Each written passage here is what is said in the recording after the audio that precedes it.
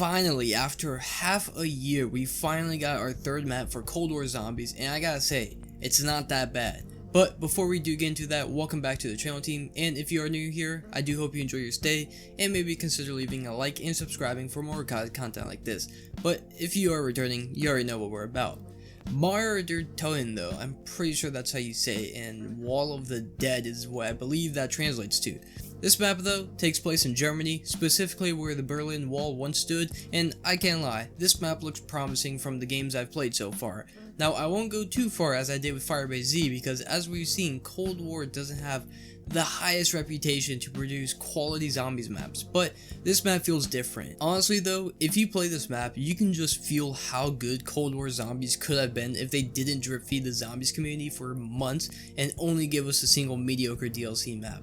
This map feels like the devs actually put in more than 2 weeks into the map and had some actual creativity when making it, and in return, we arguably have the best map in Cold War.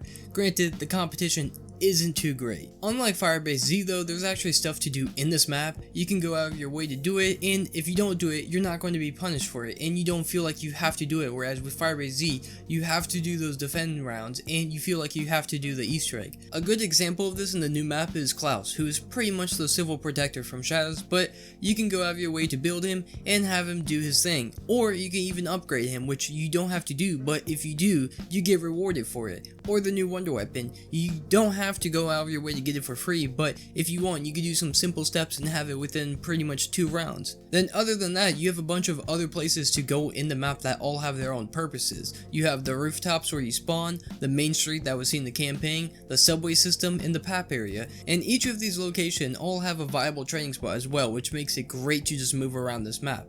This map's layout is what I like to see from a zombies map. Complexity that is simple. Like Shadows, it's a complex layout, but it's simple once you know it.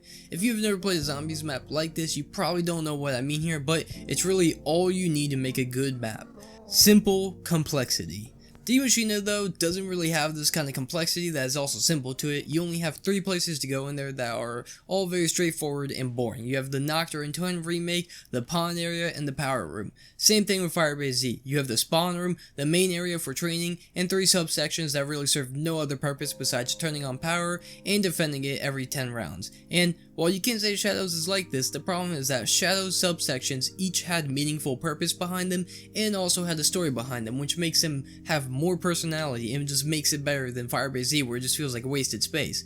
But bringing it back to Toten, we also have Meal Kickback, which, hey, for my Dark Aether grinders, enjoy, but other than that, it's pretty much useless to what I've seen. But we also have a new wonder weapon that is insane. Now you can see me use it in the gameplay, but you have the main gun itself, which is like a pistol that has a rotating ball around it that shoots enemies, kind of like the No Time to Explain catalyst from Destiny if you play that. But you can also get zombies that drop mod components for the gun that can either be an AR styled mod, which is my favorite, a tracer grenade launcher mod, and this kind of wide pellet looking mod that's pretty much useless. And if you do happen to run out of ammo on any of these mods, you just switch back to the original gun and you can start blasting again, which is great because it adds replayability to the map, and packing this gun is also insane. Also, speaking of packing guns, Treyarch has finally added new PAP skins. I have wanted to see this since launch. It's one of my favorite things about older maps and how each map had a unique PAP skin. And let me tell you, these skins in this map are insane. They rival BO4 skins, and it honestly makes me kind of sad that we still have this terrible blueprint system because we will never see these skins in store, but I can't really do much about that. This map though is just simply good. Now if you are going to go for Dark Aether, this map is not good for that. Machina is still the best map for easy skins, but if you want that classic zombies feel and gameplay that is also good, this is it. This is the map. Really, the only thing I don't like about this map is the mini boss rounds, which it's pretty much just rounds where just a stupid amount of mini bosses spawns, which annoys you. Yes, while it does add some challenge, it's just annoying. I don't want to do it. I thought Treyarch would learn from 9, but clearly they didn't learn that we don't want 1,000 mini bosses in one round. But other than that, the only other thing I don't like is the Panzers, because they are also really annoying, mainly because it's a Derizen Drag Panzers, and instead of shooting electricity bolts at you, they shoot fire bolts, which is super annoying, and it's also super annoying to kill them. Those are my only 2 complaints though, but other than that, I just wish Treyarch would have had this creativity and momentum for every map we've seen so far, because while I enjoy this map, it still does not make up for Cold War's lack of content.